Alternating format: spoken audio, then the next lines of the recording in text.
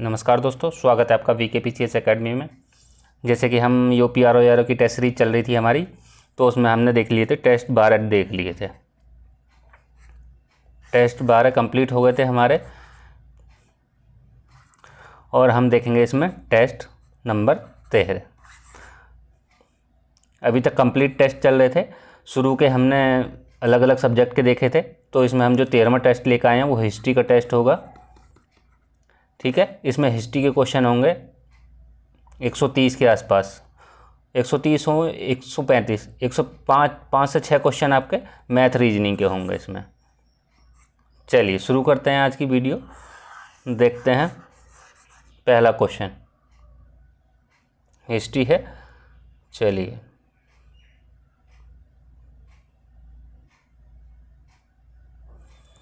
Question है, एलोरा गुफाओं की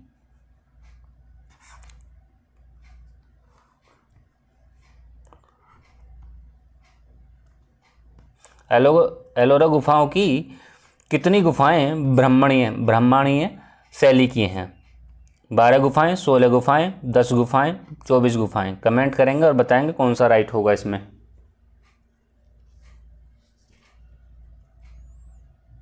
देखिए इसमें होगा आपका ऑप्शन बी राइट हो जाएगा, 16 गुफाएं। यदि देखें एलोरा की गुफाएं जो हैं ये वास्तुकला का महत्वपूर्ण स्थल मानी जाती हैं।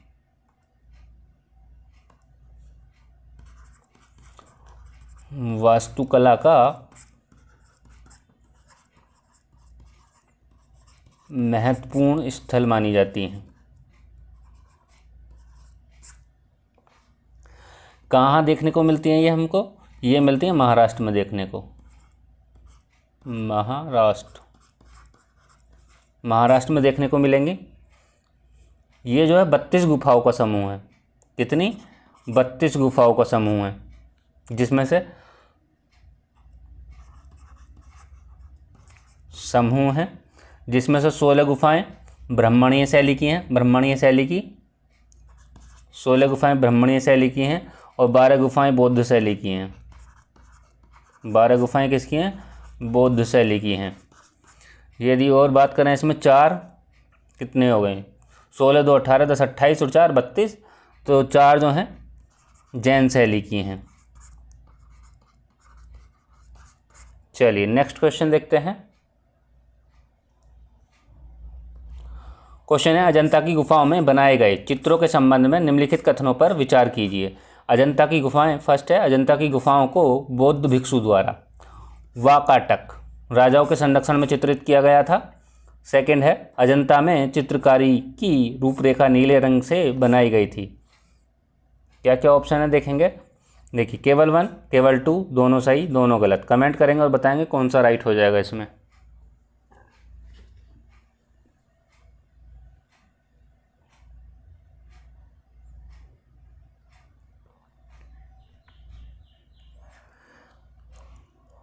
देखिए इसमें हो जाएगा आपका ऑप्शन ए राइट हो जाएगा। ठीक है, रंग कैसा था? अजंता की चित्रकारी रूपरेखा नीले रंग से बनाई गई थी। नहीं, नीले रंग से नहीं बनाई गई थी। ठीक है, ऑप्शन ए राइट हो जाएगा। अजंता की गुफाएं हमको कहाँ देखने को मिलती हैं? अजंता की गुफाएं भी हमको महाराष्ट्र में ही देखने को मिलती हैं। महाराष्ट्र में औरंगाबाद में मिलेंगी देखने को। यूनेस्को की विश्व धरोहर स्थल है ये। यूनेस्को की विश्व धरोहर स्थल है। यूनेस्को का विश्व धरोहर स्थल है। ये जो बनाई गई थी लाल रंग से बनाई गई थी, नीले रंग से नहीं, लाल रंग से बनाई गई थी। आंतरिक भाग जो था, आंतरिक भाग में लाल रंग भरा गया था। चलिए नेक्स्ट देखते हैं। क्वेश्चन है, गांधी जी द्वारा चरखे का प्रयोग का क्या कारण था? ऑप्शन है, गांधी जी मशीनीकरण के विरोधी थे। सेकंड है, बी ऑप्शन है, गांधी जी चरखे के प्रयोग से मशीनों के प्रति सनक का विरोध करना चाहते थे। और सी है, वे श्रम की महत्ता को स्थापित करना चाहते थे। और डी है केवल बी और सी। कमेंट करेंगे और बताएंगे कौन सा राइट हो जाएगा इसमें।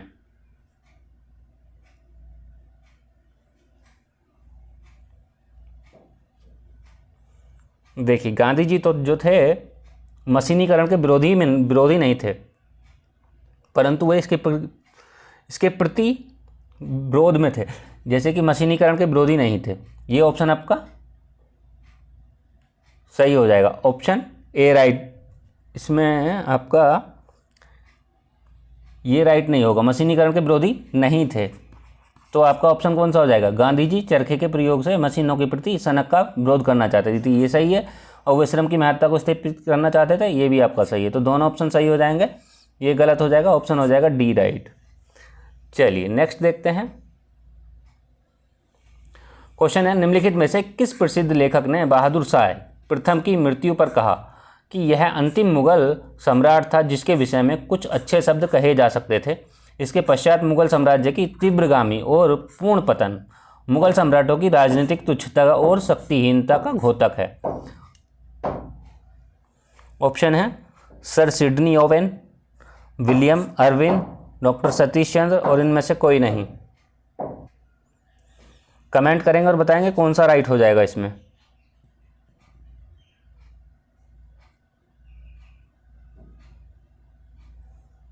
इसमें हो जाएगा आपका ऑप्शन ए हो जाएगा राइट, सर सिडनी ओवेन। यदि बहादुर शाह की बात करें, बहादुर शाह की मृत्यु कब हुई थी, तो वो 27 फरवरी 1712 में हुई थी। कब हुई थी, 27 फरवरी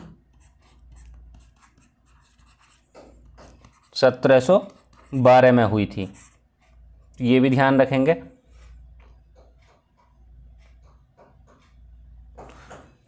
चलिए शाह, इनको जो है शाह आलम भी कहा जाता है, बहादुर शाह को, बहादुर शाह प्रथम को शाह आलम के नाम से भी जाना जाता है। ये जो थे अंतिम मुगल सम्राट थे, क्या थे, अंतिम मुगल सम्राट, जैसे कि ये दिया है अंतिम मुगल सम्राट था। चलिए नेक्स्ट देखते हैं।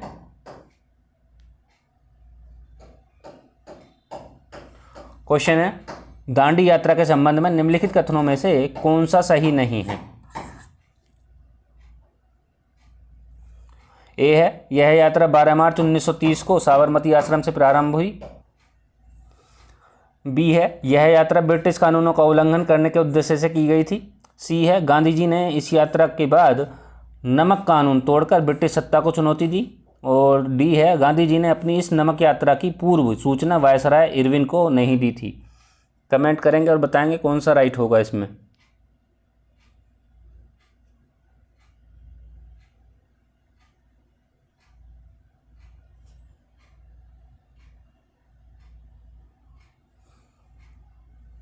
देखिए इसमें होगा आपका ऑप्शन डी राइट हो जाएगा।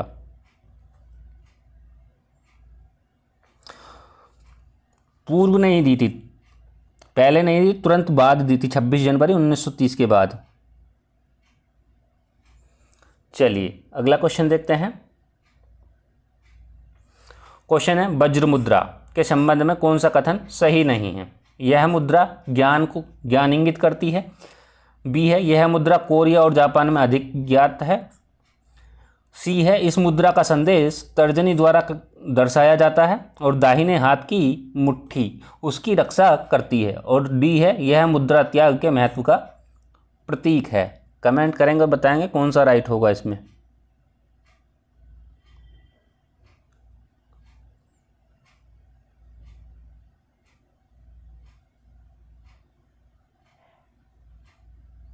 देखिए इसमें हो जाएगा आपका ऑप्शन डी राइट हो जाएगा, यह मुद्रा त्याग के महत्व का प्रतीक नहीं है। चलिए नेक्स्ट देखते हैं। क्वेश्चन है, नागों के मुक्तिदाता शाक्य मुनि बुद्ध किस मुद्रा में प्रस्तुत किए गए हैं। उत्तरबोधि मुद्रा, वरदा मुद्रा, कर्ण मुद्रा और अंजलि मुद्रा। कमेंट करेंगे और बताएंगे कौन सा राइट होगा इसमें।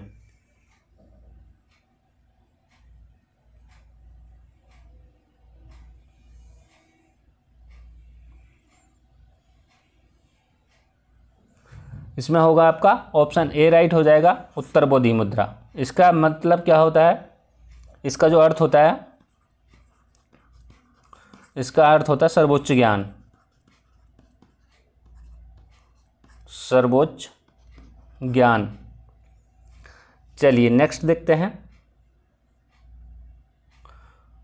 क्वेश्चन है यूनानी और रोमन कला शैलियों के संबंध में निम्नलिखित कथनों पर विचार कीजिए। फर्स्ट है गांधार शैली यूनानी और रोमन कला शैलियों का एकीकरण करती है। और सेकंड है रोमवासी अलंकरण और सजावट के लिए कला का प्रयोग करते थे और यूनानी आदर्शवाद के विपरीत प्रकृति में यथार्थवादी थे।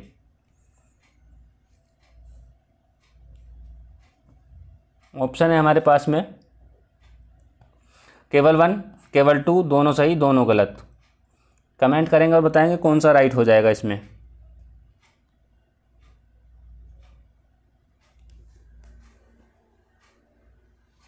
देखिए गांधार शैली यूनानी और रोमन कला शैलियों का एकीकरण करती है, सही है।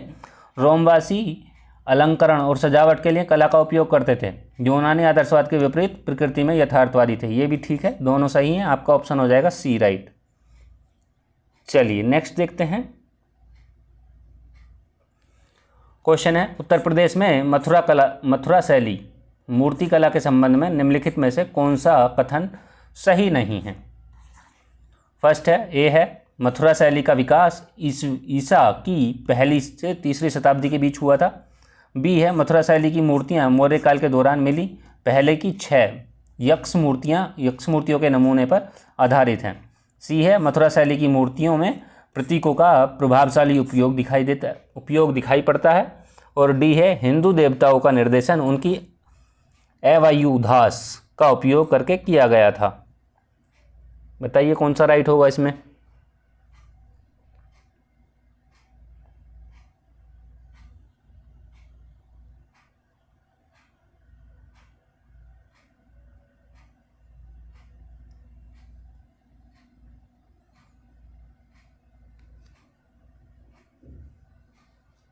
इसमें होगा आपका ऑप्शन ए राइट हो जाएगा।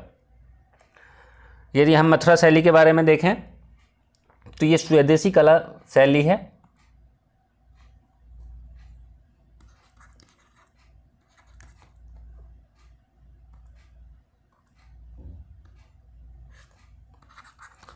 स्वदेशी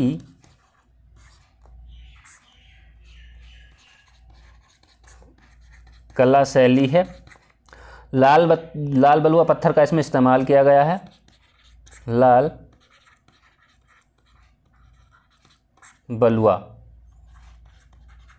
पत्थर का इस्तेमाल किया गया है। और ये जो है हिंदू बौद्ध हिंदू जैन तीनों से संबंधित है।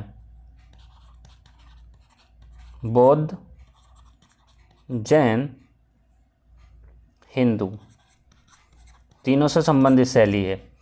चलिए नेक्स्ट देखते हैं।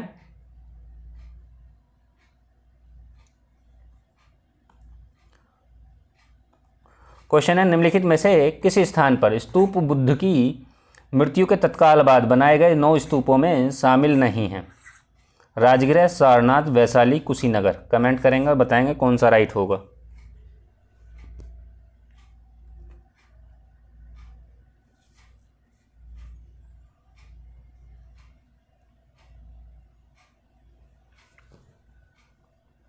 इसमें होगा आपका सारनाथ, ऑप्शन हो जाएगा बी राइट। 9 में कौन कौन से थे देखिए, राजगृह हो गया, वैशाली हो गया, कुशीनगर हो गया। यदि इनके बाद बात करें तो और कौन कौन से थे, जैसे कि कपिलवस्तु हो गया,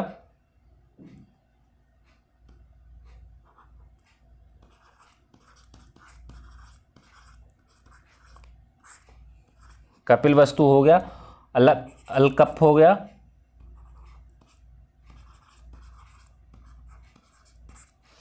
और रामग्राम, वेटपीट, और कौन सा हो जाएगा, पावा हो जाएगा, और पीपली वन हो जाएगा। कितने हो गए, 3 तो ये हो गए, चौथा ये हो गया, 5 ये, छठा ये, 7वां ये, 8वां ये और 9वां ये, 9 स्तूप हो गए। चलिए आगे देखते हैं नेक्स्ट क्वेश्चन। क्वेश्चन है सारनाथ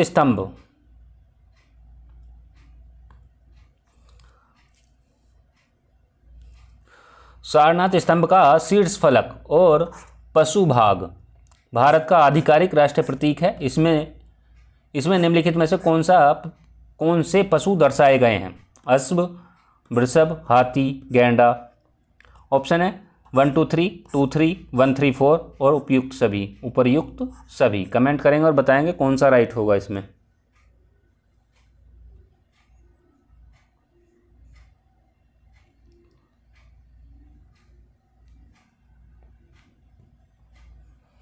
देखिए इसमें गैंडा नहीं है, बाकी सारे हैं। अश्व भी है, वृषभ भी है और हाथी भी है।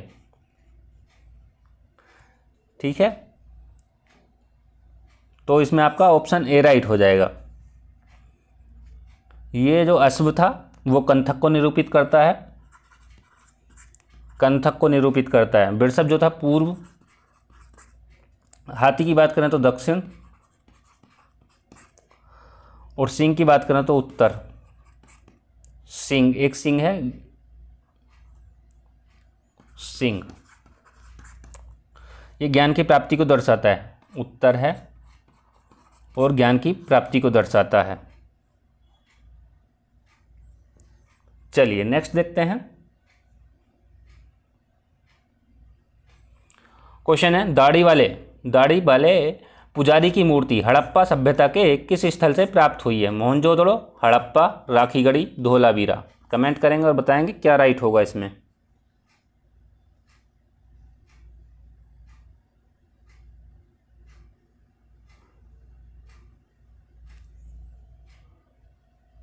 देखिए इसमें हो जाएगा आपका ऑप्शन ए राइट हो जाएगा, मोहनजोदड़ो। यदि और बात करें तो यहाँ से क्या क्या प्राप्त हुआ है, तो स्नानागार प्राप्त हुआ है, स्नानागार। पशुपति की मोहर भी यहीं से प्राप्त हुई हैं, मोहनजोदड़ो से पशुपति की मोहरें, और नर्तकी की कांस्य मूर्ति भी यहीं से प्राप्त हुई है, नर्तकी की कांस्य मूर्ति।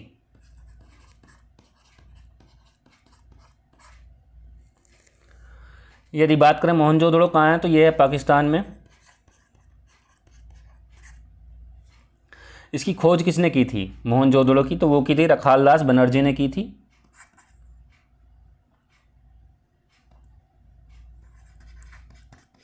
खोज किसने की थी? रखालदास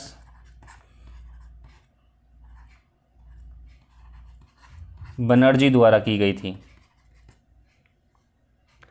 यदि बात करें हड़प्पा की, तो ये भी पाकिस्तान में है, और ये किस नदी पे है? ये है रावी नदी पर। खोज किसने की थी? खोज की बात करें तो दयाराम साहनी ने, दयाराम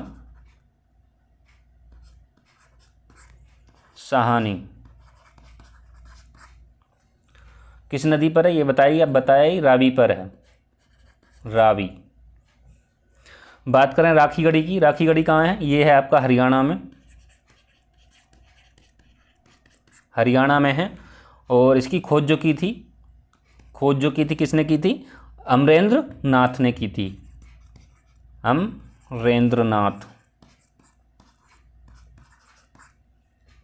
द्वारा की गई थी। धोलावीरा कहाँ है? धोलावीरा आपको गुजरात में है, धोलावीरा गुजरात में है। जगपति जोशी ने इसकी खोज की थी। खोज जो की थी किसने की थी? जगपति जोशी द्वारा खोज की गई थी।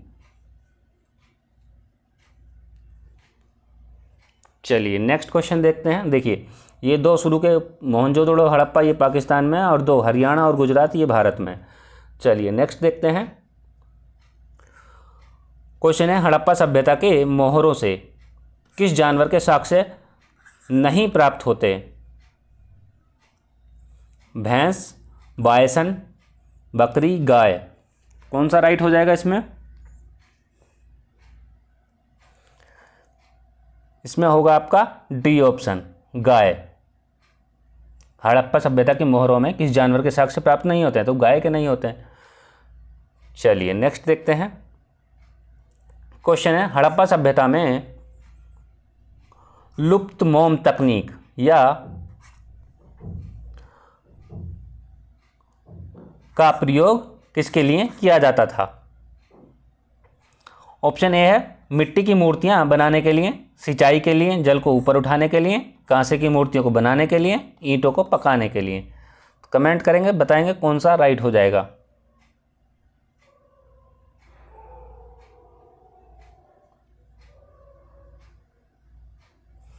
इसमें होगा आपका ऑप्शन सी राइट होगा, कांसे की मूर्तियों को बनाने के लिए। इस पर क्या होता है, मोम की मूर्तियों पर पहले गीली मिट्टी का लेपन किया जाता है।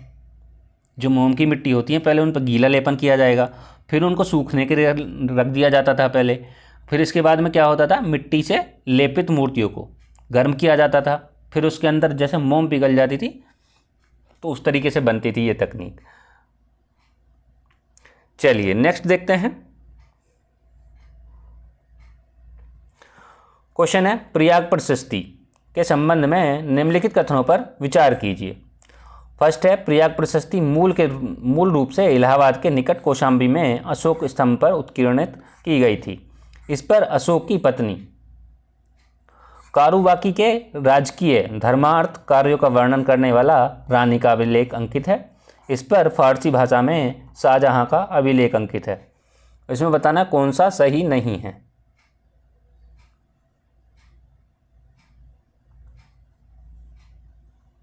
केवल 2 सही नहीं है, केवल 2, 1 और 2, केवल 3 और 2, 3।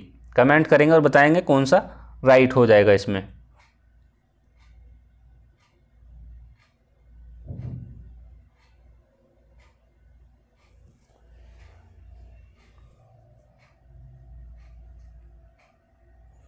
इसमें होगा आपका ऑप्शन सी राइट हो जाएगा, केवल 3। केवल 3 सही नहीं है। फारसी भाषा में जो अभिलेख अंकित है वो किसका है, शाहजहां का नहीं है, तो वो किसका, जहांगीर का है। जहांगीर का अभिलेख है। पहला और दूसरा सही हो जाएंगे, लेकिन इसमें पूछा सही नहीं है तो आपका सी ऑप्शन राइट हो जाएगा। प्रयाग का अर्थ क्या होता है, यदि प्रयाग की बात करें, प्रयाग का अर्थ क्या होता है? प्रयाग का अर्थ होता है किसी चीज या किसी व्यक्ति का मिलन स्थल। बोल सकते हैं किसी व्यक्ति का मिलन स्थल। यदि बात करें हम प्रशस्ति की, प्रशस्ति का मतलब होता है किसी की प्रशंसा।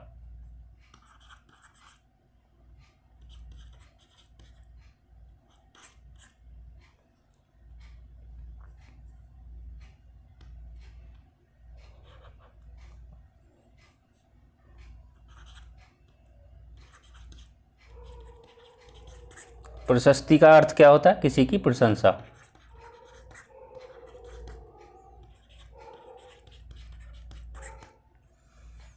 चलिए नेक्स्ट देखते हैं। क्वेश्चन है नासिक की गुफाएं जिन्हें पांडवलेनी भी कहा जाता है मुख्यतः किससे संबंधित हैं? बौद्ध संप्रदाय के महायान संप्रदाय से, बौद्ध धर्म के हीनयान संप्रदाय से, जैन धर्म के श्वेतांबर संप्रदाय से और वैष्णव संप्रदाय से। कमेंट करेंगे और बताएंगे कौन सा इसमें राइट होगा।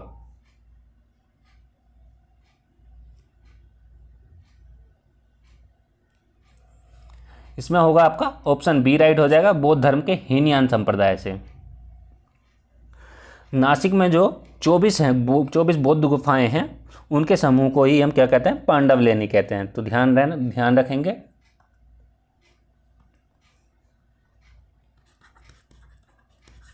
नासिक की गुफाएं 24 बौद्ध गुफाओं का समूह।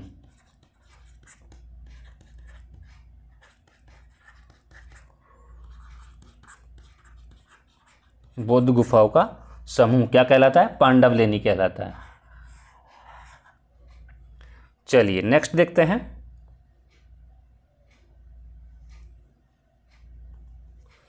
क्वेश्चन है मध्यकाल में इस्लामी शासकों के क्षेत्र में रहने वाले लोग जो उद्घटित धर्म ग्रंथ को मानने वाले थे उनको कहा जाता था काफिर, जिम्मी, रियाया और तवक्कुफ।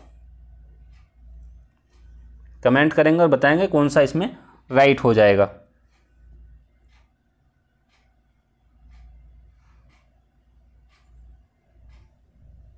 इसमें होगा आपका ऑप्शन बी राइट हो जाएगा, जिम्मी।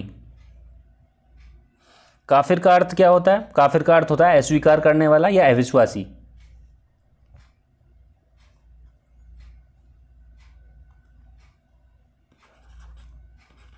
अस्वीकार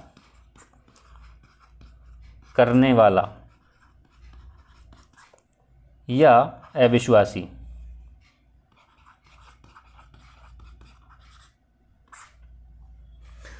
ये जो काफिर होते हैं ये इस्लाम धर्म को नहीं मानते हैं,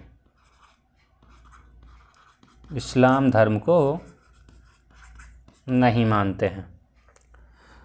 यदि बात करें हम रियाया की, रियाया का मतलब क्या होता है? रियाया का मतलब होता है प्रजा या जनता, प्रजा या जनता। तवक्कुफ का मतलब क्या होता है? विश्राम करना।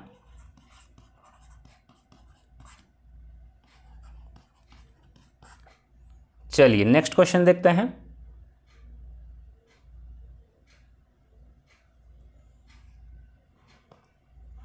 क्वेश्चन है, शरिया मुसलमान समुदाय को निर्देशित करने वाला कानून है, इसका उद्भव निम्नलिखित में से किन से हुआ है? हदीस, कुरान, इजमा, कियास। फर्स्ट है हदीस, सेकंड है कुरान, थर्ड है इजमा और फोर्थ है कियास। कमेंट करेंगे और बताएंगे कौन सा राइट होगा। ऑप्शन है हमारे पास में 1 और 2, 1 2 3, 2 3 4 और उपयुक्त सभी, उपर्युक्त सभी। कौन सा राइट होगा इसमें?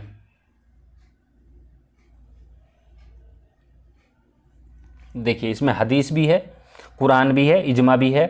हदीस भी है, कुरान भी है, इजमा भी है और कियास भी है। ऑप्शन होगा आपका डी राइट हो जाएगा। कौन सा राइट हो जाएगा? डी, उपर्युक्त सभी। शरिया जो कानून है कुरान और हदीस पर आधारित है। इसका हदीस का अर्थ क्या होता है? पैगंबर साहब से जुड़ी परंपराएं। चलिए नेक्स्ट देखते हैं। क्वेश्चन है, चिश्ती सिलसिला के उपदेशकों में निम्नलिखित में से किसकी दरगाह दिल्ली में नहीं है? ख्वाजा कुतुबुद्दीन बख्तियार काकी, शेख फरीदुद्दीन गंज शकर, शेख नसरुद्दीन और शेख निजामुद्दीन। कमेंट करेंगे और बताएंगे कौन सा राइट हो जाएगा इसमें।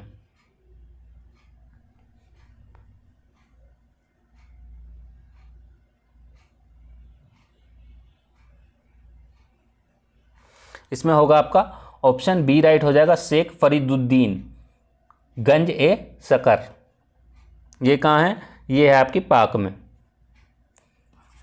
अजोधन पाकिस्तान।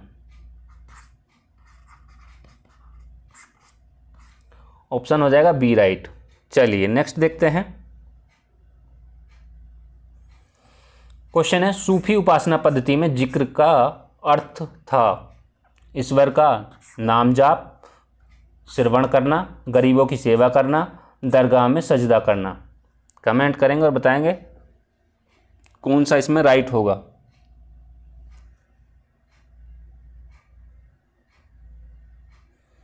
इसमें हो जाएगा आपका ऑप्शन ए राइट हो जाएगा, ईश्वर का नाम जाप। चिश्ती उपासना पद्धति, इसमें क्या होता है? नाच और संगीत का जियारत का हिस्सा थे ये। नाच और संगीत जियारत का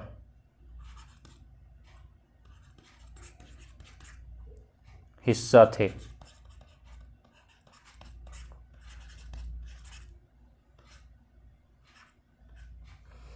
चलिए नेक्स्ट देखते हैं। क्वेश्चन है, निम्नलिखित में से कौन सा या कौन से पंचायतन शैली के मंदिर के उदाहरण हैं? देवगढ़ का दशावतार मंदिर, ऐहोल का दुर्गा मंदिर और नचना कुठार का पार्वती मंदिर। ऑप्शन है हमारे पास में 1 और 2, 1 और 3, केवल 1, 2 और 3। कमेंट करेंगे और बताएंगे कौन सा इसमें राइट हो जाएगा।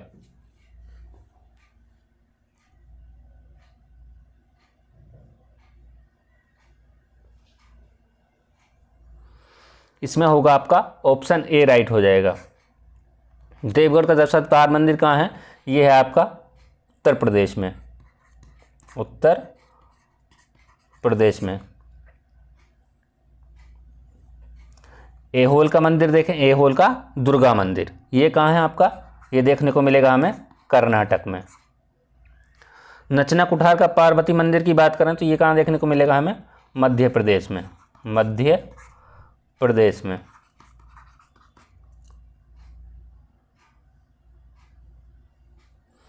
चलिए नेक्स्ट क्वेश्चन देखते हैं।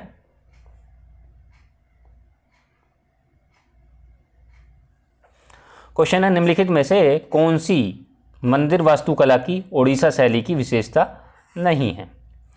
बाहरी दीवारों पर बड़ी मात्रा में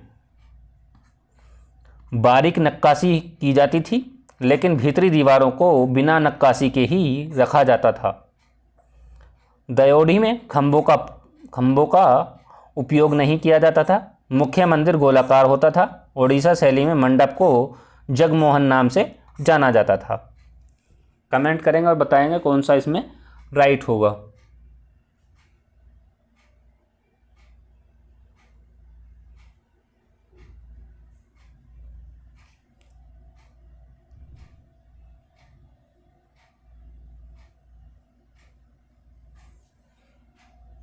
इसमें होगा आपका सी राइट हो जाएगा।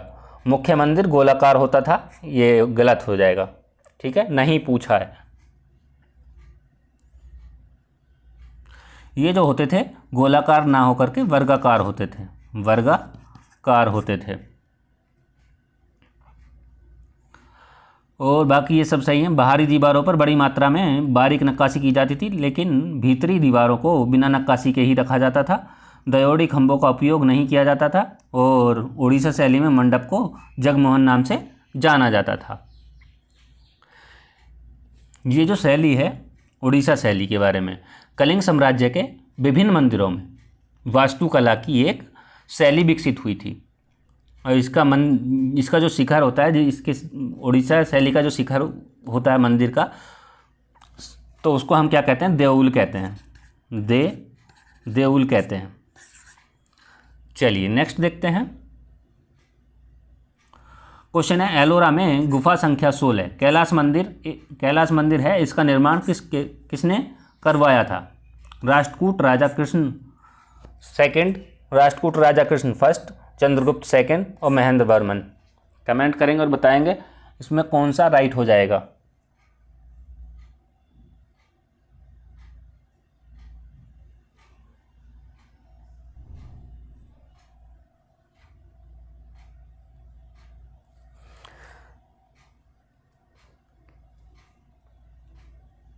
इसमें होगा आपका बी ऑप्शन हो जाएगा, राष्ट्रकूट राजा कृष्ण प्रथम।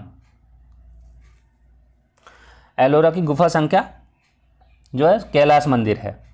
ठीक है, एक ही चट्टान को काटकर बनाया गया था। इस गुफा को जो बनाया गया था एक ही चट्टान को काटकर, एक ही चट्टान को काटकर बनवाया गया था। तो ये भी ध्यान रखना है। चलिए नेक्स्ट देखते हैं। क्वेश्चन है, निर्माण की नव रोमन शैली या नव शास्त्रीय शैली के संबंध में कौन सा विकल्प सही नहीं है? फर्स्ट है, एडविन लुटियन और हर्बर्ट बेकर द्वारा की गई नई दिल्ली की वास्तुकला इस शैली का सर्वश्रेष्ठ उदाहरण है। इसमें चक्राकार भवनों पर अधिक ध्यान दिया गया है और औंधे अथवा ऊपर उठे हुए गुंबद की अवधारणा इस शैली के दौरान प्रचलित की गई। और डी है, यह वास्तुकला की सभी शैलियों का संगम था, जिस कारण इस शैलियों में कलात्मक अभिव्यक्ति के अवसर विस्तीर्ण थे। और ये बताना है कि हाँ सही नहीं है इसमें। अच्छा सर, सही नहीं है बताना है। निर्माण की नव रोमन शैली और नवशास्त्रीय शैली के संबंध में बताना सही नहीं है। कौन सा राइट हो जाएगा इसमें? इसमें हो जाएगा आपका डी ऑप्शन। यह वास्तुकला की सभी शैलियों का संगम था और जिस कारण इस शैली में कलात्मक अभिव्यक्ति के अवसर विस्तीर्ण थे। चलिए नेक्स्ट देखते हैं। क्वेश्चन है, वास्तुकला की आइबेरियन शैली भारत में किसके द्वारा लाई गई?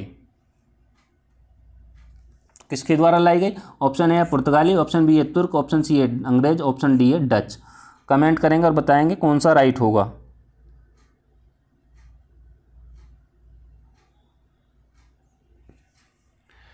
इसमें होगा आपका ऑप्शन ए पुर्तगाली। आपको कमेंट करके ये बताना है प्रथम पुर्तगाली शासक कौन था। चलिए नेक्स्ट क्वेश्चन देखते हैं। और दूसरा क्वेश्चन है आपसे, ये जो यूरोपीय कंपनी भारत में आई थी वो उनका क्रम क्या है? तो ये पूछा जा चुका है, तो ये आपको कमेंट करके बताना है, जो हम पिछली वीडियो में बता चुके हैं। और हिस्ट्री की क्लास चल रही है, आप वहाँ से भी देख सकते हैं, ठीक है, तो वहाँ से भी कवर हो जाएगा आपका। चलिए, वैसे पिछली PYQ में भी करा चुके हैं इसको। नेक्स्ट देखते हैं। क्वेश्चन है, कश्मीर में मंदिर वास्तुकला में कौन सा गांधार प्रभाव दर्शाता है? स्तंभों वाली दीवारें, त्रिकोणीय फुटपाथ, त्रिदली मेहराबें और उपर्युक्त में से कोई नहीं। कमेंट करेंगे और बताएंगे कौन सा इसमें राइट हो जाएगा। देखिए, जैसे हमारी सीरीज चलती है 140 क्वेश्चन की, 140 में हम देखते हैं इनको 3 पार्टों में। पार्ट 1 में देखते हैं, पार्ट 2 में देखते हैं और पार्ट 3 में देखते हैं। तो हमने आज ये हिस्ट्री का पार्ट 1 स्टार्ट किया है, ठीक है, जिसमें हमारे 50 क्वेश्चन होंगे। इसमें भी 50 होंगे, लेकिन थर्ड वाले में जो होंगे हमारे उसमें 40 क्वेश्चन होते हैं। तो इसमें कौन सा राइट हो जाएगा? इसमें हो जाएगा आपका त्रिदली मेहराबें, ऑप्शन सी राइट हो जाएगा। यदि हम स्तंभों वाली दीवारों की बात करें तो इस पे ग्रीक पर प्रभाव है, ग्रीक प्रभाव। त्रिकोणीय फुटपाथ की बात करें तो इसमें भी ग्रीक प्रभाव है, और ये दोनों ग्रीक प्रभाव से संबंधित हैं। चलिए आगे देखते हैं। क्वेश्चन है, संगम साहित्य में उल्लिखित कुट्टू वरीसाई क्या है? यह एक निशस्त्र द्रविड़ मार्शल आर्ट है, यह एक भूमिकर है, यह एक ग्रामीण अधिकारी था जो कर संग्रह का कार्य करता था, और ऑप्शन डी है यह एक केंद्रीय प्रशासन में राजस्व अधिकारी था। कमेंट करेंगे और बताएंगे कौन सा इसमें राइट हो जाएगा।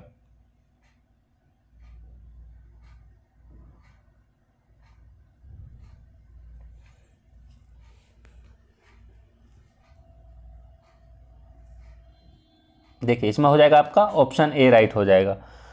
कुट्टू वारीसाई का अर्थ क्या होता है? यदि निकाला जाए, अर्थ क्या होता है? कुट्टू वारीसाई का अर्थ होता है खाली हाथ से संग्राम, खाली हाथ से संग्राम। ये कहाँ देखने को मिलती है? ये मिलती है आपको तमिलनाडु में देखने को मिलेगी, और श्रीलंका और मलेशिया के उत्तर पूर्वी भाग में भी लोकप्रिय है। कहाँ कहाँ? श्रीलंका और मलेशिया में, श्रीलंका और मलेशिया के उत्तरी पूर्वी भाग में लोकप्रिय है। चलिए नेक्स्ट देखते हैं। क्वेश्चन है, पावाकुथु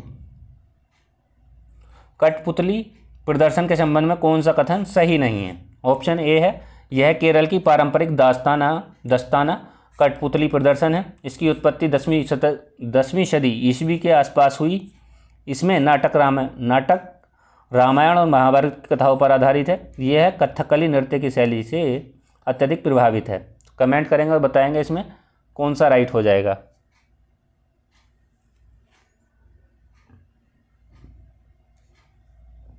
देखिए, इसमें होगा आपका ऑप्शन बी राइट हो जाएगा। इसकी जो उत्पत्ति है 10वीं सदी के आसपास नहीं हुई थी, तो कब हुई थी? 18वीं सदी के आसपास हुई थी, 18वीं सदी के आसपास।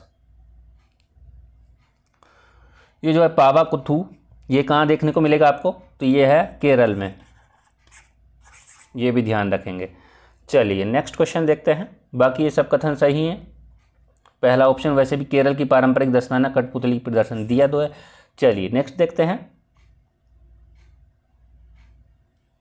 क्वेश्चन है, निम्नलिखित में से किस क्रांतिकारी की जेल में भूख हड़ताल के दौरान मृत्यु हो गई थी? बटुकेश्वर दत्त, जतिन दास, प्रफुल्ल चाकी और अवध बिहारी। कमेंट करेंगे और बताएंगे कौन सा राइट होगा।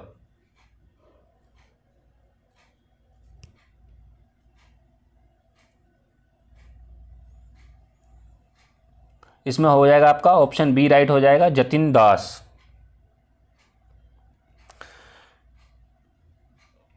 यदि बात करें इनको लाहौर जेल में क्रांतिकारियों द्वारा सरकार से राजनीतिक बंदी की तरह पेश आने की मांग को लेकर इन्होंने लंबी भूख हड़ताल की थी।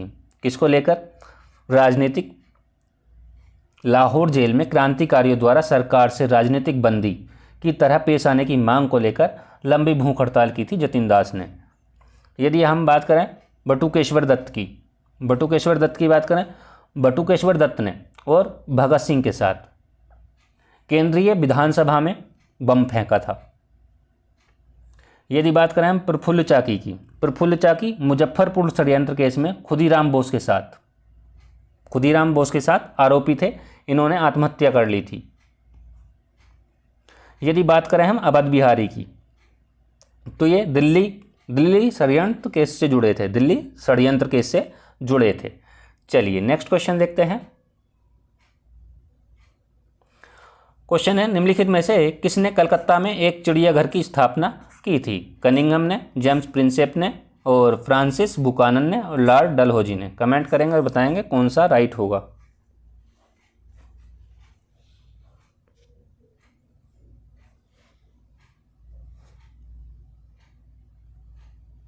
इसमें हो जाएगा आपका Buchanan, Francis Buchanan. Option C right हो जाएगा। फ्रांसिस बुकानन क्या थे? फ्रांसिस बुकानन जो थे वो चिकित्सक थे।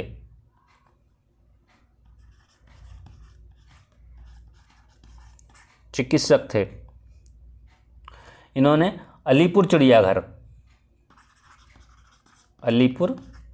चिड़ियाघर की स्थापना की थी। इनका जो कार्य था, इन्होंने कार्य कब से कब तक किया था फ्रांसिस बुकानन ने? तो 1794 से 1815 तक किया था। ये लॉर्ड वेलेजली के शल्य चिकित्सक रहे थे। किसके? लॉर्ड वेलेजली के। चलिए नेक्स्ट देखते हैं।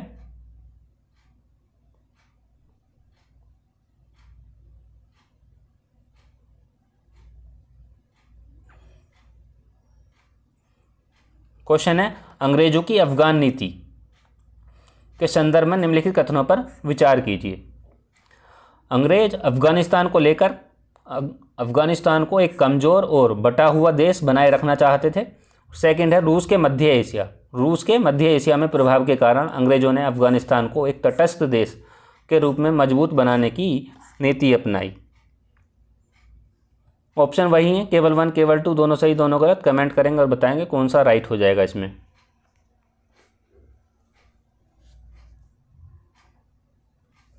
देखिए, अंग्रेजों की अफगान नीति, अंग्रेज अफगानिस्तान को एक कमज़ोर और बटा हुआ देश बनाए रखना चाहते थे, बिल्कुल ठीक है। और रूस के मध्य एशिया में प्रभाव के कारण अंग्रेजों ने अफगानिस्तान को एक तटस्थ देश के रूप में मजबूत बनाने की नीति अपनाई, ये भी ठीक है। ऑप्शन दोनों सही हैं, तो आपका ऑप्शन सी राइट हो जाएगा इसमें। चलिए नेक्स्ट देखते हैं। क्वेश्चन है, मद्रास महाजन सभा की स्थापना किसने की थी? M.V. राघवाचारी, जी सुब्रमण्यम अय्यर, आनंद चार्लू और उपर्युक्त सभी। कमेंट करेंगे और बताएंगे कौन सा राइट होगा इसमें।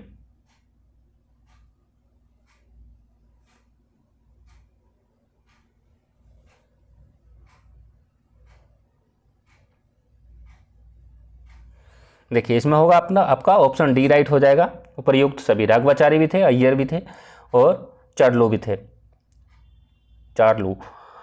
तो इसकी जो स्थापना हुई थी वो कब हुई थी? ये हुई थी 1884 में इसकी स्थापना हुई थी। इसका उद्देश्य क्या था? मद्रास महाजन सभा का उद्देश्य की बात करें तो उद्देश्य क्या था? देश के ब्रिटिश शासन से मुक्त कराना, देश को ब्रिटिश शासन से मुक्त कराना और राष्ट्रीय मुद्दों को हल करना।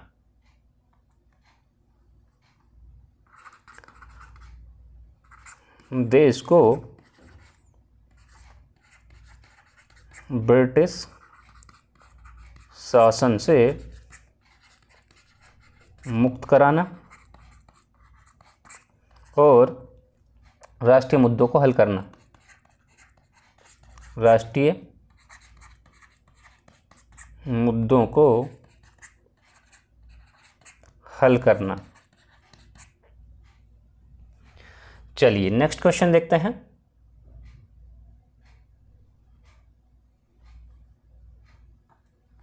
क्वेश्चन है, यक्षगान के संदर्भ में निम्नलिखित कथनों पर विचार कीजिए। इसका उद्भव विजयनगर साम्राज्य के राज दरबार में हुआ। यक्षगान की लोकप्रिय विधाओं में महाराष्ट्र में ललिता, गुजरात में भवई, नेपाल में गंधर्व गान सम्मिलित है। ऑप्शन है हमारे पास केवल 1, केवल 2, दोनों सही दोनों गलत। कमेंट करेंगे और बताएंगे कौन सा इसमें राइट हो जाएगा।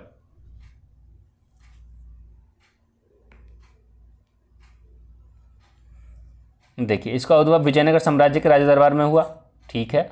यक्षगान की लोकप्रिय विधाओं में महाराष्ट्र में ललिता और गुजरात में भवई और नेपाल में गंधर्व गान, ये भी ठीक है। ऑप्शन हो जाएगा आपका सी राइट, दोनों सही। चलिए नेक्स्ट क्वेश्चन देखते हैं। क्वेश्चन है, महाराष्ट्र क्षेत्र की तमाशा लोक नृत्य लोक नाट्य कला किसके लिए प्रसिद्ध है? हास्य रस, कामोत्तेजक भावों के लिए, वीर रस के लिए, लावण्य भावों के लिए, रौद्र रस के लिए। कमेंट करेंगे और बताएंगे क्या राइट होगा इसमें।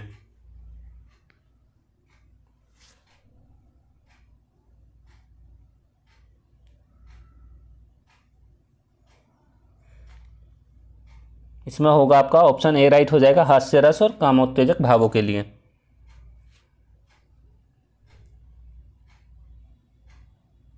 इसमें लवणी गीतों का समावेश भी होता है, लवणी गीतों का। चलिए नेक्स्ट देखते हैं। क्वेश्चन है, झूमर भारत के किस राज्य का नृत्य है? गुजरात, उत्तर प्रदेश, पंजाब और झारखंड। कमेंट करेंगे और बताएंगे कौन सा इसमें राइट हो जाएगा।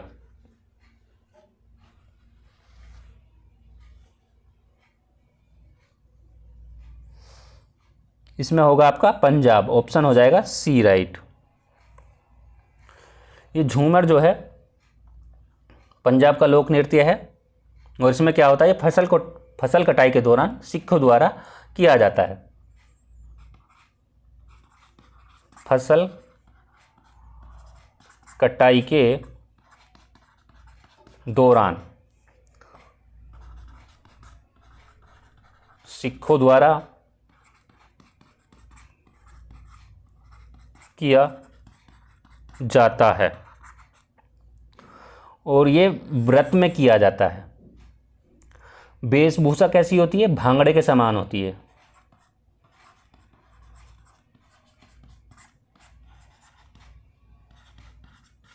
भांगड़े के समान होती है। ये जो लाया गया था झूमर, वो व्यापारियों द्वारा लाया गया था बलूचिस्तान से, व्यापारियों द्वारा बलूचिस्तान से भारत लाया गया था। चलिए नेक्स्ट देखते हैं।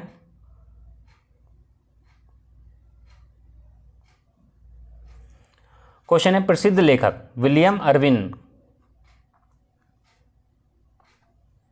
के अनुसार निम्नलिखित में से कौन सा मुगल दरबार में प्रमुख दल थे? तुरानी, ईरानी, अफगानी, हिंदुस्तानी। कमेंट करेंगे और बताएंगे कौन सा इसमें राइट हो जाएगा। ऑप्शन है हमारे पास में 1 और 2, 1 2 3, 3 4 और 1 2 3 4। कमेंट करेंगे और बताएंगे इसमें कौन सा राइट हो जाएगा। प्रसिद्ध लेखक विलियम अर्विन के अनुसार निम्नलिखित में मुगल दरबार में प्रमुख दल थे, तो तुरानी था, ईरानी भी था, अफगानी भी था और हिंदुस्तानी भी था। ऑप्शन हो जाएगा आपका 1 2 3 4। कौन सा राइट होगा? डी राइट होगा।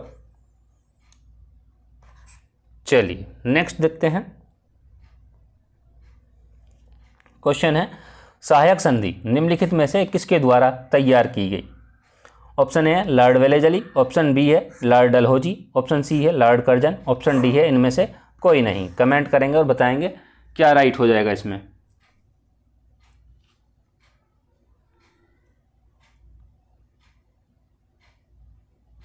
देखिए सहायक संधि जो तैयार की गई थी वो किसके द्वारा की गई थी? वेलेजली के द्वारा की गई थी। ऑप्शन हो जाएगा ए राइट हो जाएगा। कब की गई थी? ये की गई थी 1798 में, और 1798। चलिए नेक्स्ट क्वेश्चन देखते हैं। क्वेश्चन है असहयोग आंदोलन के बाद गांधी जी को राजद्रोह के आरोप में गिरफ्तार किया गया, उन पर जांच की कार्यवाही की अध्यक्षता किसने की थी? Justice C N Broomfield, justice D N Walter, justice Rames और लॉर्ड गार्डन। कमेंट करेंगे, बताएंगे क्या राइट हो जाएगा इसमें।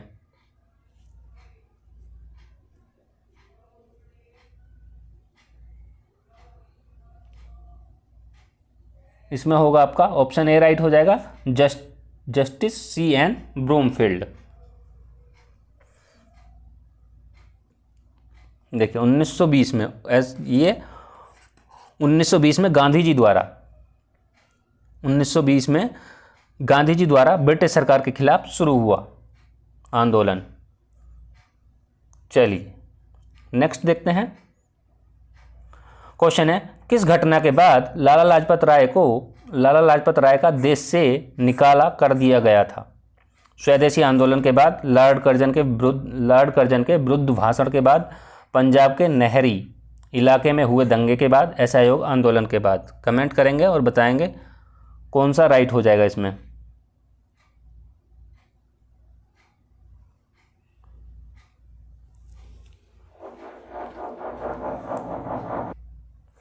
देखिए इसमें हो जाएगा आपका ऑप्शन सी राइट हो जाएगा, पंजाब के नहरी इलाकों में हुए दंगे के बाद। ये घटना कब हुई थी? तो ये हुई थी 1907 में, 1907 में। चलिए नेक्स्ट क्वेश्चन देखते हैं।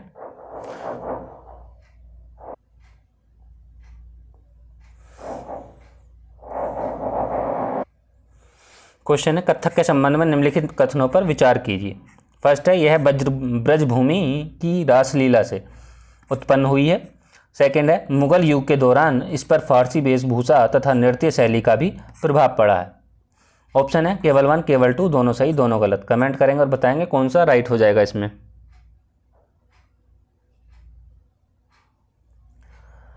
देखिए कथक के संबंध में पूछ रहा है तो ब्रजभूमि की रासलीला से उत्पन्न हुई है, सही बात है। मुगल युग के दौरान इस पर फारसी वेशभूषा तथा नृत्य शैली का भी प्रभाव पड़ा है, ये भी आपका ठीक है। ऑप्शन है आपका सी राइट हो जाएगा। चलिए नेक्स्ट क्वेश्चन देखते हैं। क्वेश्चन है मोहिनी अट्टम या मोहिनी के संबंध में कौन सा कथन या कौन से कथन सही है या है? फर्स्ट है यह मूल रूप से नृत्यंगनाओं द्वारा किया जाने वाला एकल नृत्य है। त्रावणकोर के शासकों के अधीन इसने महत्व प्राप्त किया। ऑप्शन है हमारे पास में केवल 1 केवल 2, दोनों सही दोनों गलत। कमेंट करेंगे और बताएंगे क्या राइट हो जाएगा इसमें।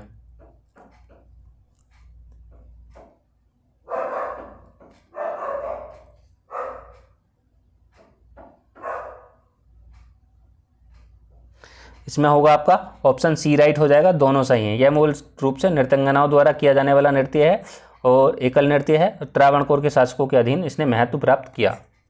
ऑप्शन ये भी ठीक है, दोनों सही हैं। मोहिनी का यदि अर्थ निकाला जाए, मोहिनी का मतलब होता है सुंदर स्त्री।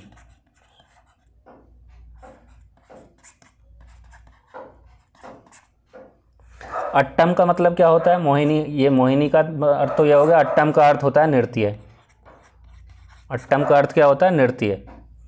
और ये कहाँ देखा जाता है? ये देखा जाता है आपका केरल में, मोहिनी अट्टम। चलिए नेक्स्ट क्वेश्चन देखते हैं। क्वेश्चन है भारत में रूलेट मिट्टी के बर्तनों के अवशेष कहाँ से प्राप्त हुए हैं? अतरंजी खेड़ा, अरिकामेडू, राखीगढ़ी और हस्तिनापुर। कमेंट करेंगे और बताएंगे कौन सा राइट हो जाएगा इसमें। इसमें हो जाएगा आपका ऑप्शन बी हो जाएगा अरिकामेडू। ठीक है, अरिकामेडू कहाँ देखने को मिलेगा? ये मिलेगा आपका पुद्दुचेरी में, पुद्दुचेरी।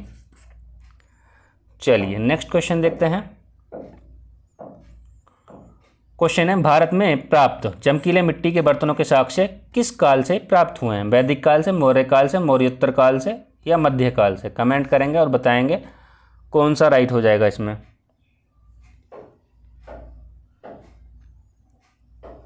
वो चमकीले जो मिट्टी के बर्तन के साक्ष्य मिले हैं वो मिले हैं हमको मध्यकाल से। ऑप्शन हो जाएगा डी राइट हो जाएगा। चलिए नेक्स्ट क्वेश्चन देखते हैं। क्वेश्चन है, फिलीग्री कला का संबंध किससे है? चांदी के आभूषण बनाने वाले कारीगरों से, लकड़ी का काम करने वाले कारीगरों से, भवन निर्माण से, वाद्य यंत्र से? कमेंट करेंगे और बताएंगे क्या राइट होगा इसमें।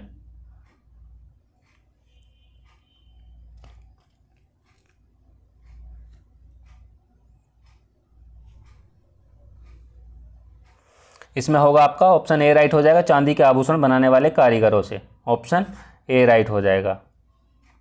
यदि बात करें इसकी शुरुआत जो हुई थी फिलीग्री कला की, वो मेसोपोटामिया से हुई थी। मेसोपोटामिया।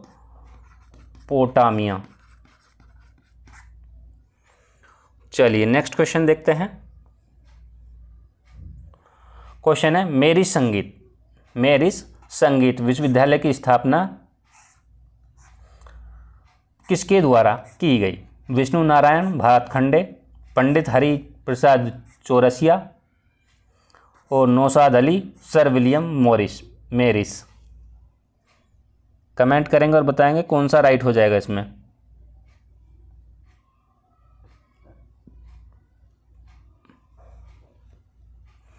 देखिए इसमें हो जाएगा आपका ए राइट हो जाएगा, विष्णु नारायण भातखंडे। इसकी जो स्थापना है वो कब हुई थी? 1926 में हुई थी। मेरिस संगीत विश्वविद्यालय की जो स्थापना हुई थी वो 1926 में हुई थी। किसके द्वारा हुई थी? वो हुई थी विष्णु नारायण भातखंडे द्वारा। चलिए नेक्स्ट क्वेश्चन देखते हैं। क्वेश्चन है, संस्कृत का प्रांजल स्वरूप किस काल में विकसित हुआ? 1300 से 1000 ईसा पूर्व, ईस्वी पूर्व, 600 से 400 ईस्वी पूर्व, 300 से 200 ईस्वी पूर्व और 100 से 200 ईस्वी पूर्व? कमेंट करेंगे और बताएंगे कौन सा इसमें राइट हो जाएगा।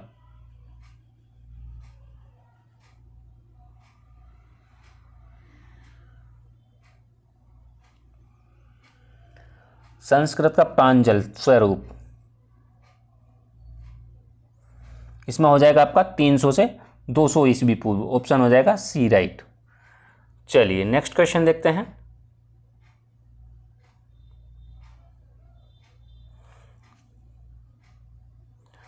क्वेश्चन है, निम्नलिखित में से किन भाषाओं का मूल प्राकृत में पाया जाता है? मूल प्राकृत में पाया जाता है। ऑप्शन फर्स्ट है अर्धमागधी, पाली, अपभ्रंश और ईलू। मूल प्राकृत में पाया जाता है तो ऑप्शन है हमारे पास में 1 2 3 2 3 1 4 और उपर्युक्त सभी। कमेंट करेंगे और बताएंगे कौन सा इसमें राइट हो जाएगा।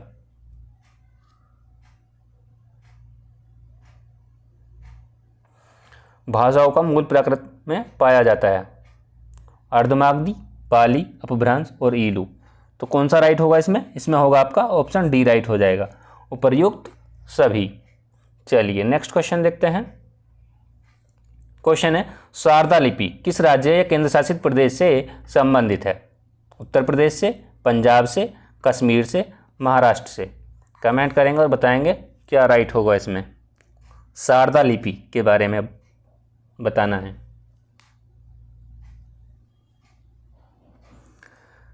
यदि किसी प्रदेश से संबंधित है तो यह है कश्मीर से। ऑप्शन हो जाएगा आपका सी राइट।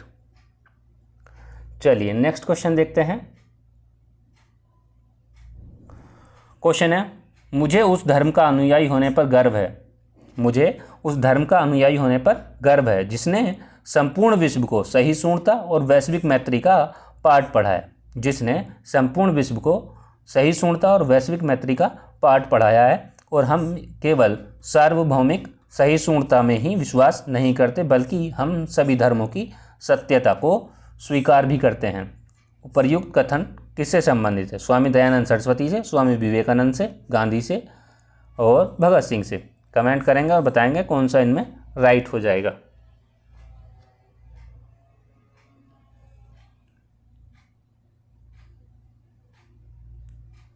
इसमें होगा आपका ऑप्शन बी राइट हो जाएगा। तो स्वामी विवेकानंद हो जाएगा। चलिए नेक्स्ट क्वेश्चन देखते हैं। ये हमारा लास्ट क्वेश्चन होगा।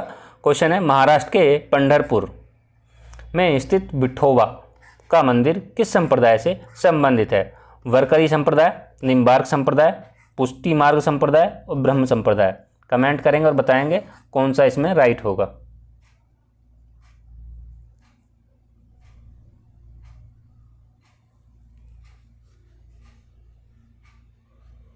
इसमें होगा आपका ऑप्शन ए राइट हो जाएगा, वरकरी संप्रदाय। देखिए हमारा ये हिस्ट्री का टेस्ट चल रहा था, जिसमें ये आर में 140 क्वेश्चन, मतलब कि फुल टेस्ट नहीं है, ये हिस्ट्री का स्पेशल टेस्ट है। तो इसमें 140 क्वेश्चन थे। 140 में से हमने पार्ट 1 में 50 क्वेश्चन कवर करे। सेकेंड पार्ट के साथ मिलेंगे हम 50 क्वेश्चन के साथ, फिर थर्ड पार्ट में मिलेंगे हम 40 क्वेश्चन के साथ।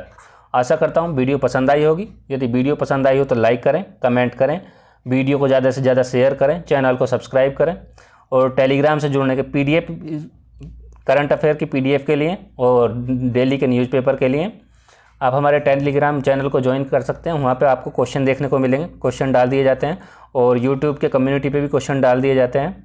तो टेलीग्राम चैनल का जो लिंक है वो आपको इस वीडियो के डिस्क्रिप्शन में मिल जाएगा, तो आप वहाँ से जुड़ सकते हैं। और व्हाट्सएप ग्रुप लिंक भी आपको वहाँ से मिल जाएगा, तो आप वहाँ से भी जुड़ सकते हैं।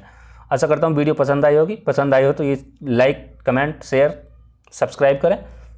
मिलते हैं नेक्स्ट पार्ट में। Thank you.